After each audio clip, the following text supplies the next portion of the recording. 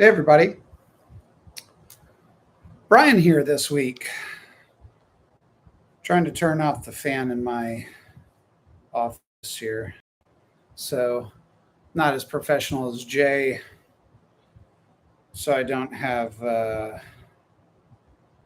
fancy mic, but eventually I'll figure out how to get started here. Um, Revolution normally starts at 1, so we'll give everybody 2 seconds. It's like a work call. We're going to give everybody a couple minutes to join. But hope everybody's doing okay this morning or this afternoon, depending where you are. I'm sitting here in Texas. So it's hot and it's Texas. What are you going to do?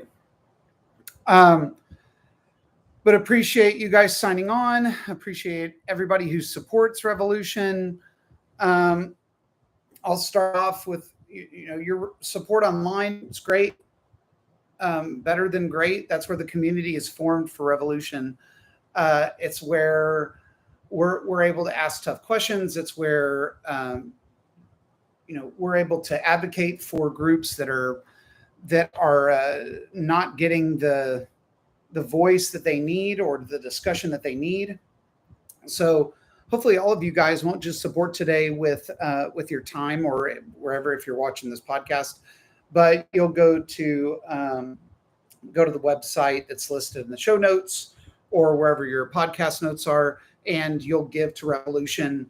To be honest, we need to raise $1,500 in the next about a week or so. So Jay let me know about that this morning, and we'll hope that you would see fit to give. If not, we're glad you're here. Glad that you're part of the Revolution community. And the reason I'm sitting here in front of you today is because Jay took some time off. He's traveling, so he asked me to sit here this week and give a talk. And the easiest thing for me to do was reflect on what Jay's been talking about recently, which has been the message of grace. It's been one of the things that I've told Jay from the very beginning that was one of the most powerful messages that I think he articulates. The message of grace, going through the undeserved favor, love, patience, especially when it's hard, especially when people don't treat you well, has been something that I've gained from Revolution. I think it's one of the core messages here, talking about grace towards other people, arguing well, showing compassion for people that are marginalized. It's core to what this community stands for and the work that's been done in this community, whether it be with our LGBTQ plus brothers and sisters or civil rights issues, or just letting people have a space that they can come to, reflect on the Christian tradition that I've been a part of for a long time, and ask questions that might not be welcome in other Christian or religious spaces. So it's a great day that you're here, and we can continue talking about the message of grace, especially to those. How do Christians extend? How do the religious people extend? How do people with different opinions over topics in the political realm or in just our daily lives extend grace towards people when we have a disagreement? So a couple of the things. Just be quite honest. I haven't been a practicing Christian in a long time. I used to be a pastor here in the Houston area. I connect with the faith tradition of Christians. That's what I grew up in. So if you don't know me, or this is the first time you're hearing me, that's kind of my background. You can reach out to me and we can talk about it. No big deal. But going into the Bible, I thought, after hearing Jay's message from last week about why we choose grace, Ephesians 4 came to mind, and I didn't know it was Ephesians 4, but the verse came to mind. I don't just remember verses and chapters. that would be incredible. And the people that can do that, amazing. But in Ephesians 4, the Bible clearly says, be kind and compassionate to one another. I think that's a hard message with all of the battling that's going on between whether it's conservative or liberal or Democrat or Republican or Christian and non-Christian or any of the millions of categories that fall in between those. How do we live a life that's kind and compassionate to other people? So how do we do it in conflict? I mean, Jesus said, or was written to say, that you're supposed to love your enemies and pray for those who persecute you. He redefined it as not just love your friends. That's the easiest thing to do. We can love our friends. We can love people who agree with us. There's a unification that takes place when people agree with each other. It's a beautiful thing. Finding like-mindedness is not wrong. We need to have that level of support. But how do we do that when people don't agree with us? Even when Jesus was betrayed, he was graceful in the way he felt, he spoke grace to the people even when they were betraying him. When Jesus spoke about the one woman caught in adultery, it wasn't judgment that he spoke about, but compassion, not condemnation. It's a great phrase, compassion, not condemnation. I wish I thought of it. A lot of times in those discussions, when we are in conflict with one another, Jesus talked about being slow to speak and slow to become angry, listening to other people, understanding their story, not being so quick to get to your point, not just reacting to people, but responding to people, having a level of understanding. This is how, when we get into disagreement, that we're able to show compassion, show love towards others. And the powerful thing about that is that the more that you show compassion, the more likelihood other people are going to be showing compassion around you. It's a fruit of the Spirit. It's a characteristic that's shown to others, and others that are surrounded by compassion, that are surrounded by empathy, that want to show other people that they care about them, is what drives others to that same level of compassion and empathy towards others.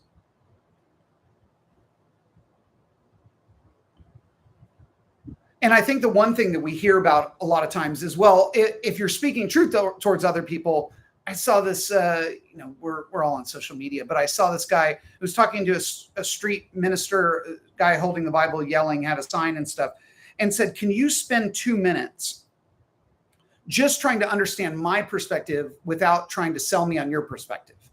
What a fascinating way to approach that conversation. He said, just 2 minutes. Can you go from 2 minutes without trying to make me move over to your way of thinking, but in turn, just you trying to understand my way of thinking?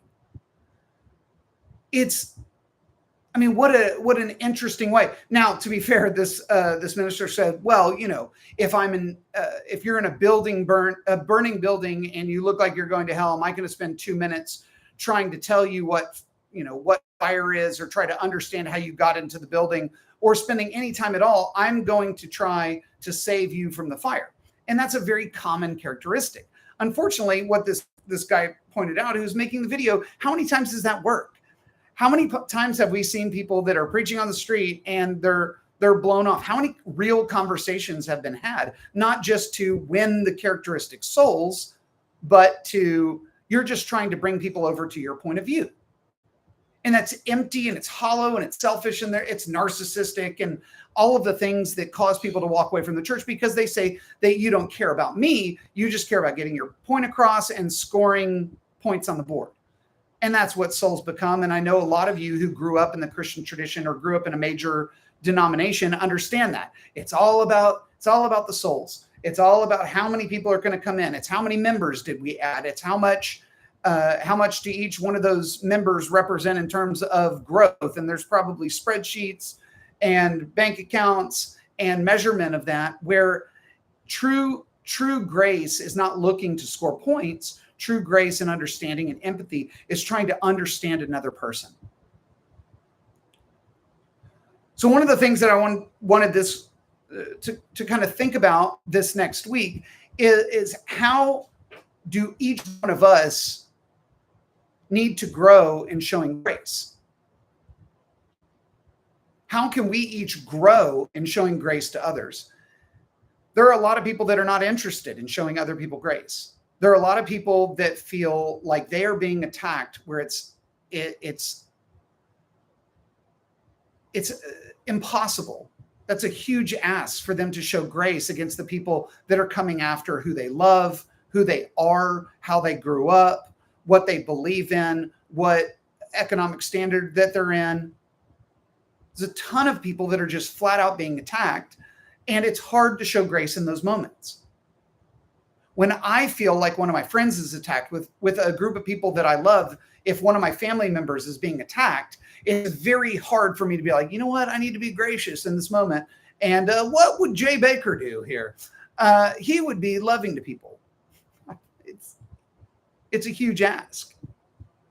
One of the cool things, I don't know if you guys saw this video, Jay posted about growing up, and I'm forgetting the preacher's name.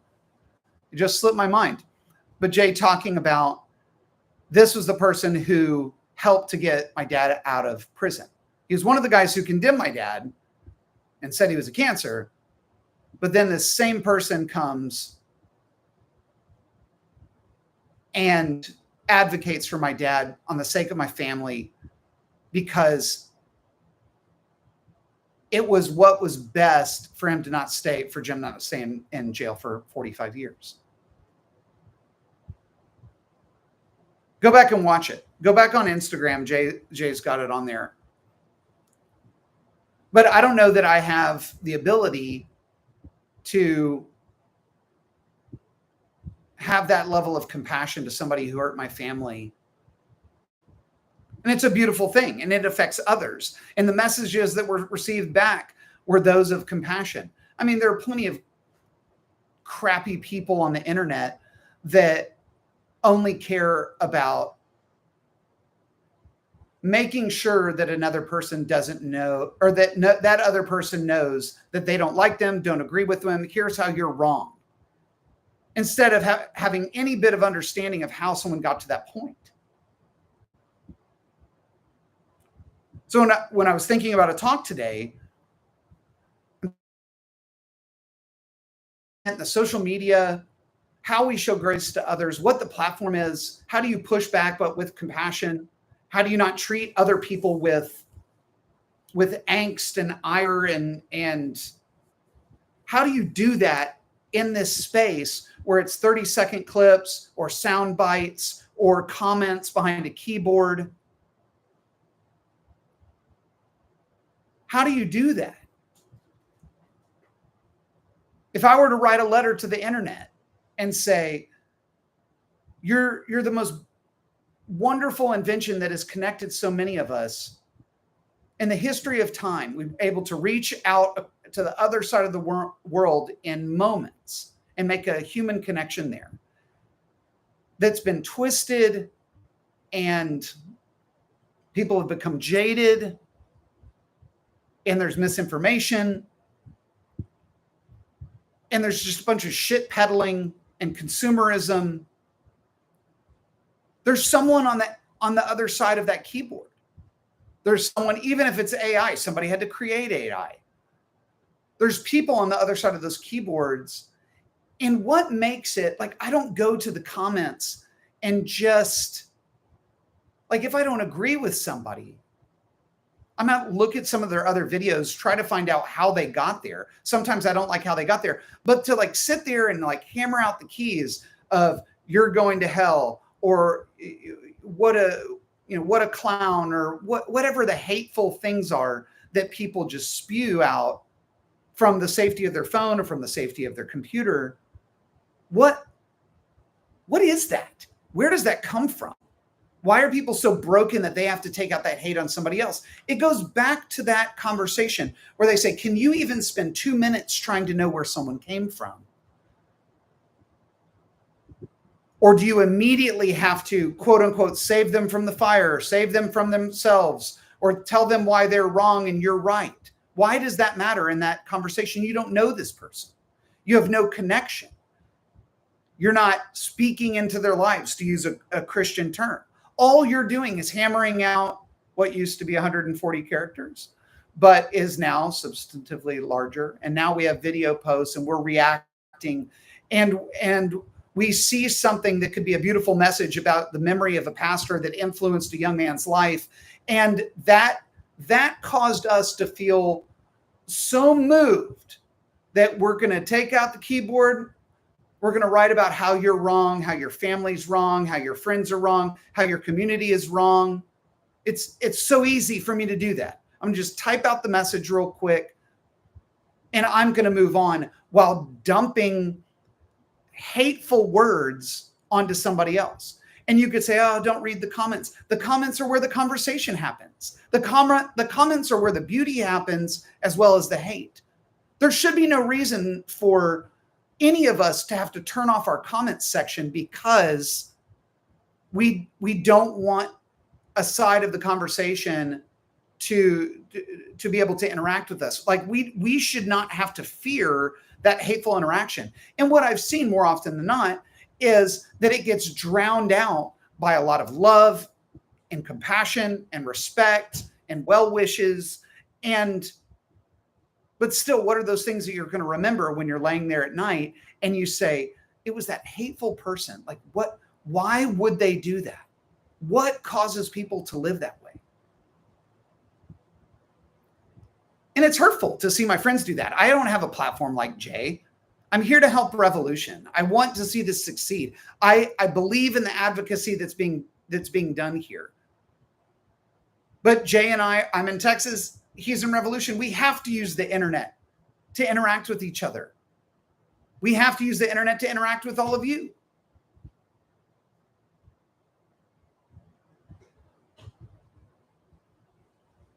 So I wrote a letter to the internet.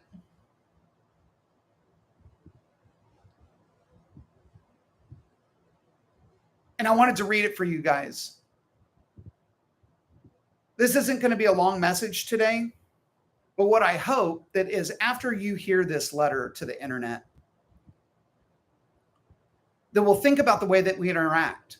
Even if you, with your whole heart, believe that what you're saying is true, the way in which we interact with each other, having a conversation based in empathy and respect and love, arguing well, interacting well, showing kindness first before hatred, even to the person whose hat you don't agree with, even to the person whose lifestyle you might find offensive, even to the person who is bigoted.